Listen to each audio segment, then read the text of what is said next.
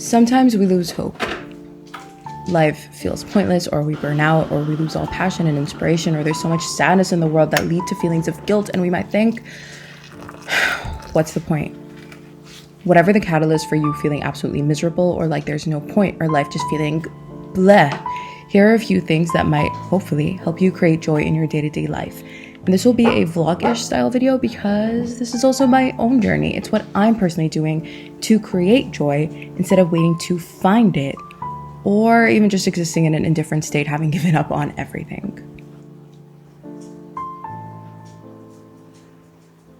Okay, so I threw my scarf on, sat on the ground for lighting purposes, and I figured I would walk you through the books that I've been reading, am reading, and want to read before the fall ends. So kind of like by end of November. It's a little bit optimistic, but I've not been wanting to talk about books this strongly in a very long time, and it's kind of really nice to feel excited about books again and feel excited about anything really again. And been wanting to read more than just very light, cozy, like, okay. It's the first time that I've been wanting to read like serious books, or like more than just cozy, soft books, because I've only had the capacity to read very light, wholesome books over the last year. I've just not had it in me to pick up anything heavy or intense, and it was very rare that I did pick up anything like serious. Or so now I'm like, you know what, we need to start trying to enjoy things. And the first book that I want to share is one that I actually just put back on my shelves because I just finished it 2 nights ago maybe, and it is The Library at Mount Char by Scott Hawkins. I'll put a picture of it up here. What? I'll put a picture of it here. I went into this not knowing very much. It has every single trigger warning under the sun, most likely. I did not know that going into it. Terrible book to just really strongly transition into that sort of thing. We have our main character who has been raised with a bunch of other people by this man who they refer to as father. He's not the dad. And he might be God, is what they think, is what the book suggests. Astaghfirullah, but that is the premise. And you're like learning about the way that they were raised. They were raised reading the books in his library, and it is not a normal library, and the books that they read and the things that they learn are not normal. This is somewhere between fantasy, sci-fi, very dark, very grim. If you want to learn more about this, you could read the synopsis, but I personally I hesitate to say too much because like 80% of it, you're just confused and you're just there for the ride.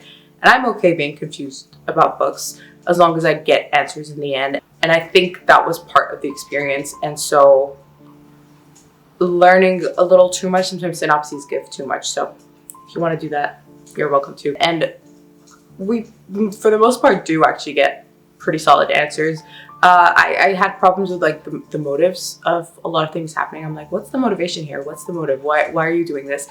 For multiple characters. And we do get, for the most part, answers for everything. At least like we do get answers. Some of them I'm not convinced by, but at the same, or like don't agree with, but at the same time, like the premise was really interesting. And I say I begrudgingly enjoyed this because kind of like a third or a quarter of the way in, I was just like, I'm not impressed. I'm not sure if I'm enjoying this. This is just so gruesome for the sake of being gruesome. Is it just for the shock value?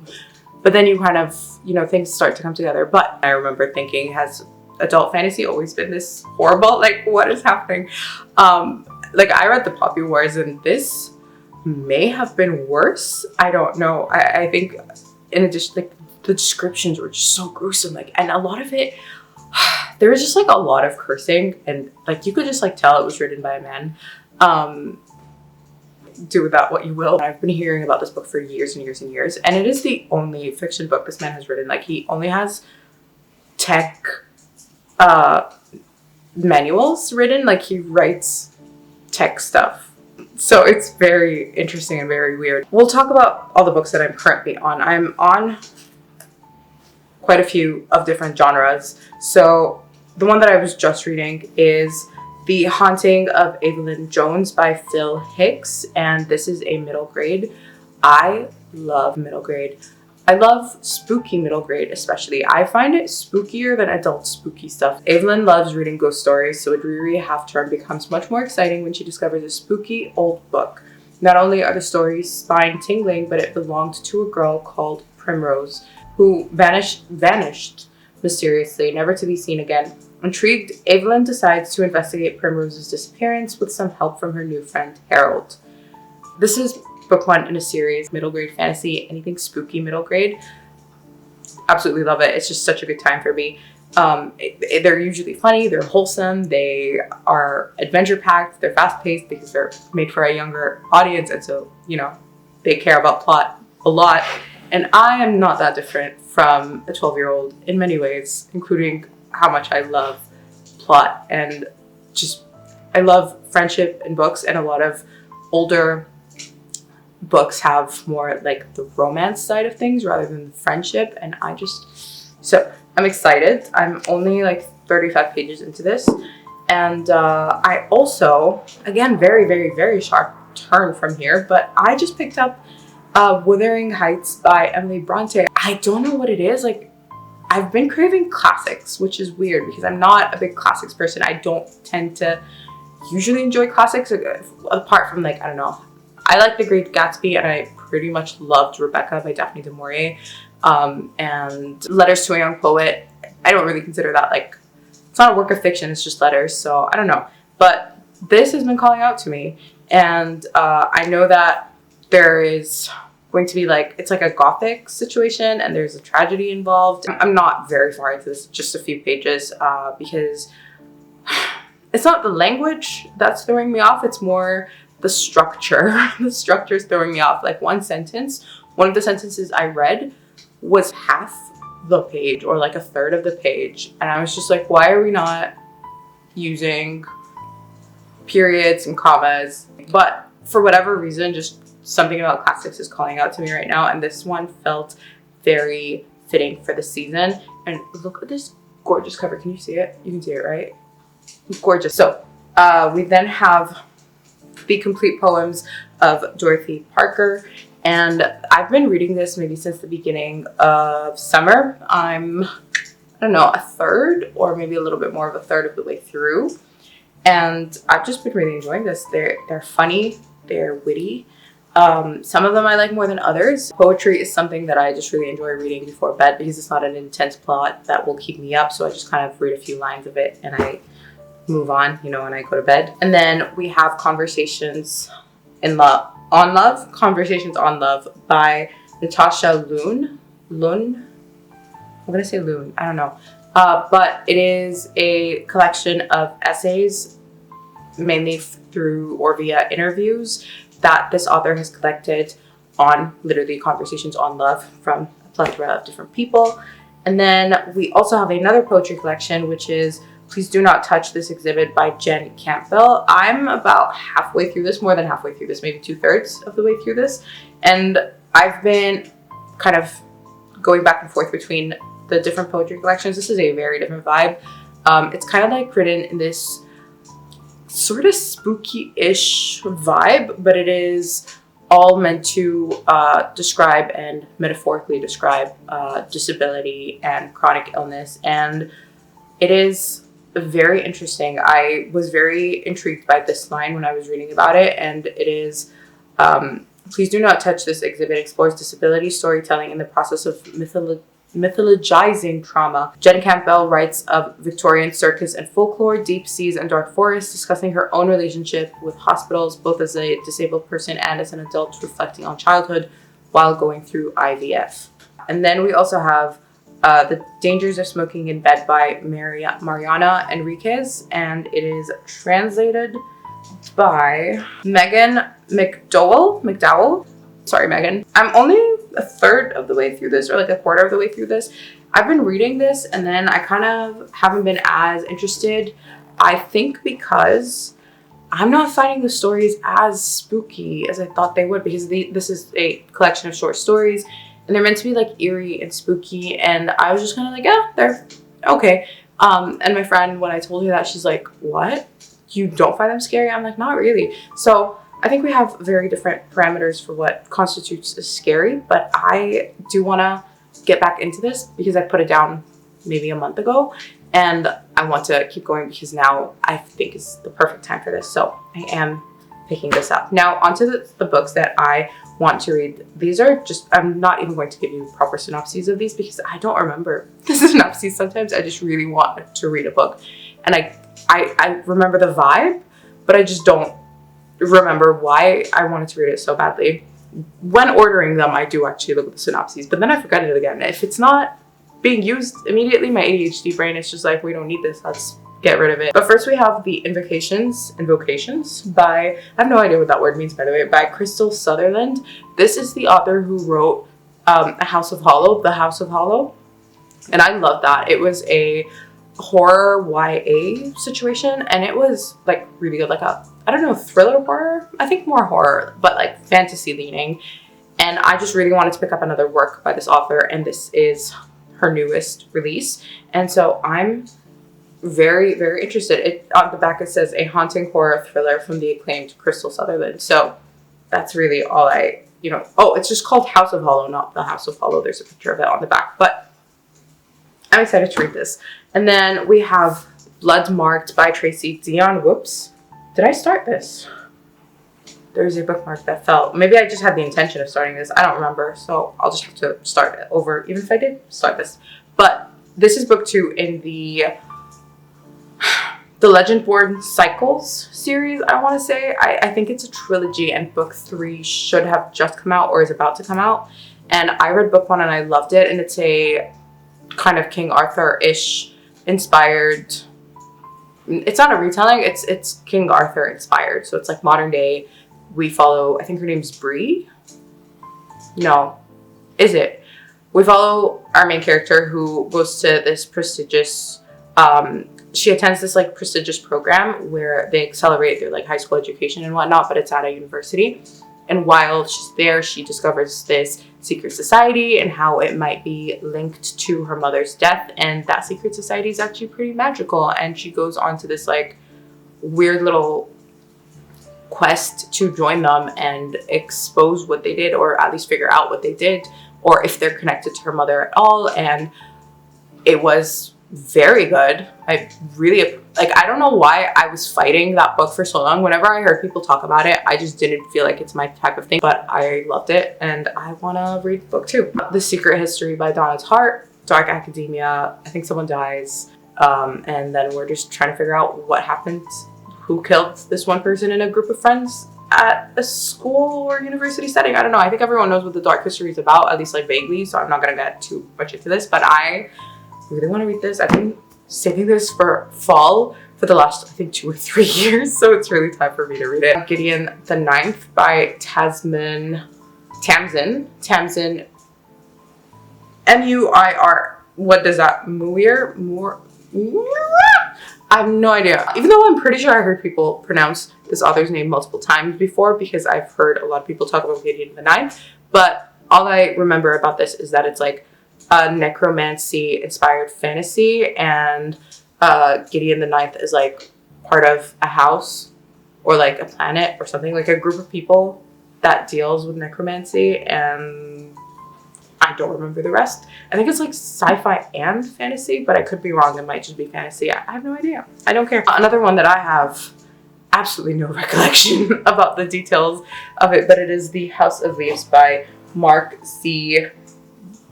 Oh, good lord. Danielewski. These names are just out to get me, but I have been hearing about this book for ages. I heard it's brilliant. It's meant to be like mixed media. I don't know if you can like see.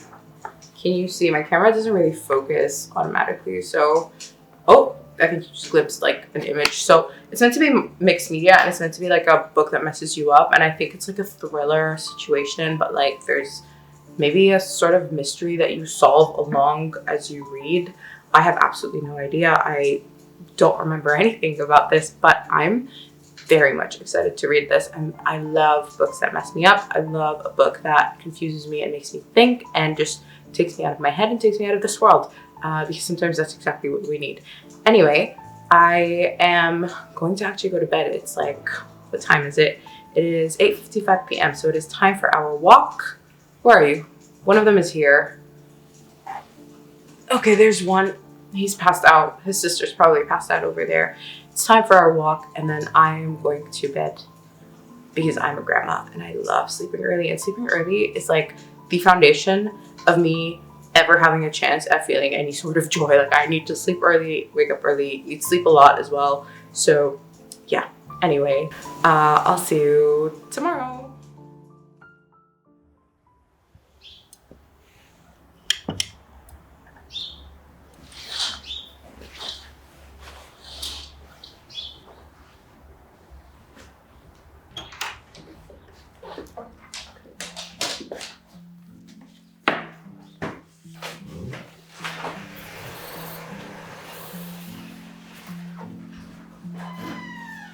So there are, of course, obvious things that you can do in the morning to make you feel better, like morning light exposure, hydration, mindful nutrition.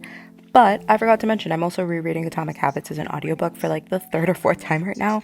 And something like this is the only reason I use my phone so early in the morning.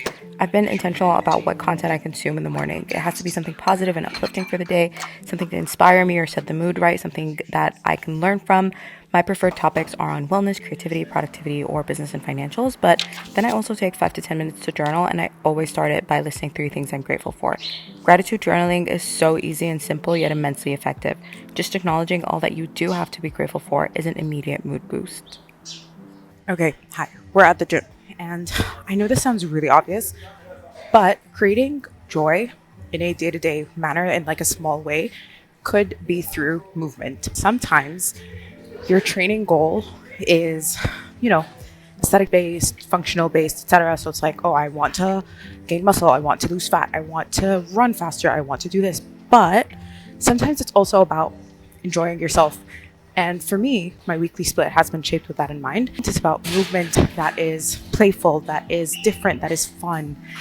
And so one of my days, which is today, for example, I work on my headstands. I work on skills that I may not be great at, but it's fun for me to work on them. Headstands and handstands are things that I've always been like really nervous to try because I had like a shoulder issue. So they're really, really new skills. Like, I've only been doing them for a few weeks now.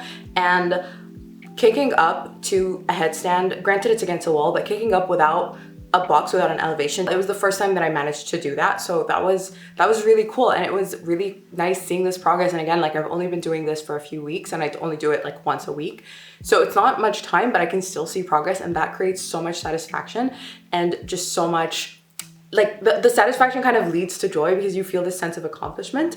And I also recently started doing CrossFit once or twice a week just to kind of expand and spice things up in the way that I move, in my performance abilities. And even during my yoga practices, I've also been experimenting with different transitions in my flows just to try something new, so try something different, just get creative. And in general, learning a new skill or building on skills and like increasing the challenges of or in skills that you already have is a great way to cultivate flow.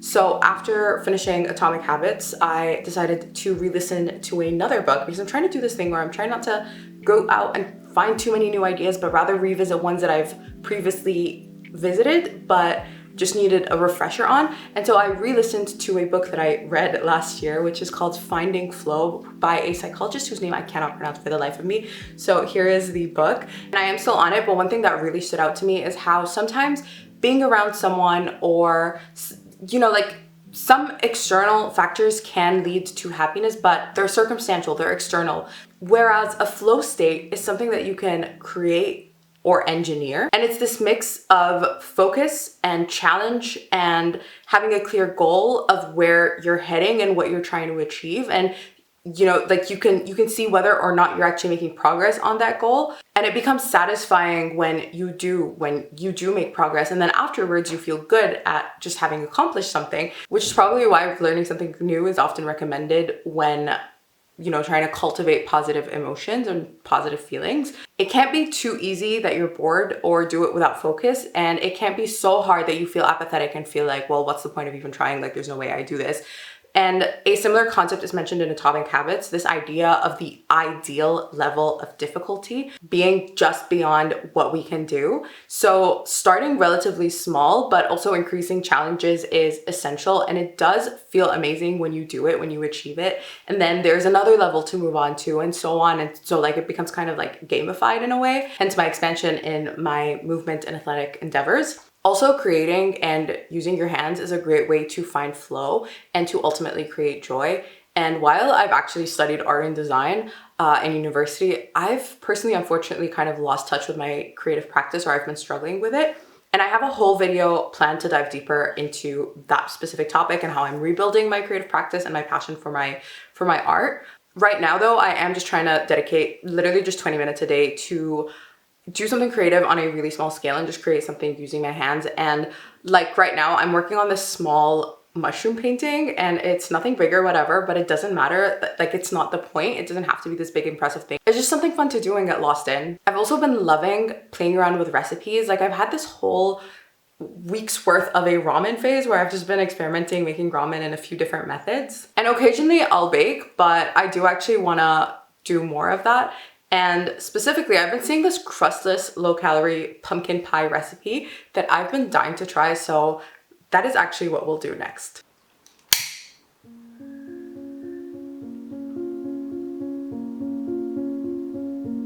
Where do all these things come from? She asked. Oh, Rowena gets Nikki to make them.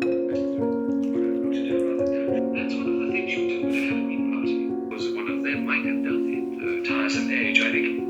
Or shall I get Elspeth to make you a cup of tea? Particular form of murder we've just had? No. How did you get yourself mixed up in all this? And let it all wash over you. So in this book we follow Emily's... So the pie did not come out perfect, which is fine. It wasn't the point. It's part of the process of learning and experimenting, and now I know what I need to tweak for the next time. I also picked up a puzzle because I recently started therapy to find help managing my ADHD, and during my last session I asked the therapist what they'd recommend someone wanting to add joy to their daily life without doing something extreme like traveling or changing their entire life.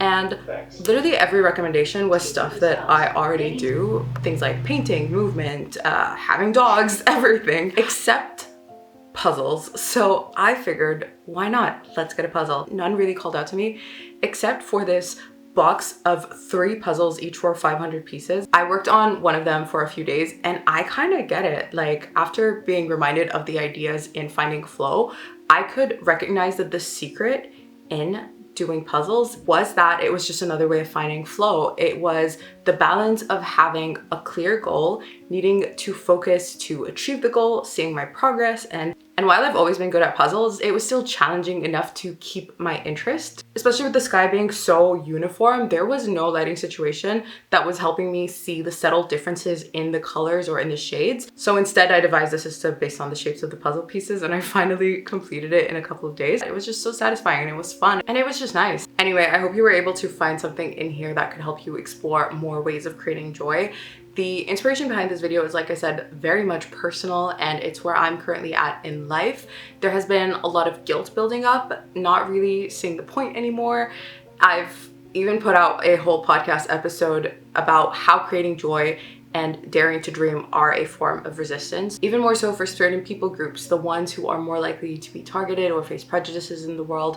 And I guess it was a way to be able to finally start to process the way that I've been feeling in these emotions and find a reason to push and to do more and to have joy. If the topic or the conversation sounds like something you're interested in, you can find it on platforms like Spotify, Apple Podcasts, and so on. I will even link the episode on both of these platforms down below, along with the podcast profile that will kind of take you to the page that leads to where else you can find the podcast, like all the other platforms. So go have a listen to that if you'd like, and maybe support the podcast by following it, rating it, leaving a review. It actually means a lot, and it helps the podcast grow. It would also mean the world to me if you subscribed to the YouTube channel over here, like the video, let me know in the comments down below what are ways that you create joy. I'm always looking for more to add to my toolbox, so your input would be much appreciated. You find my socials down below if you'd like to follow me on there for even more wellness content, and if you would like more wellness content on here, you can click either video on the screen. Don't forget to subscribe, and I'll see you in the next one.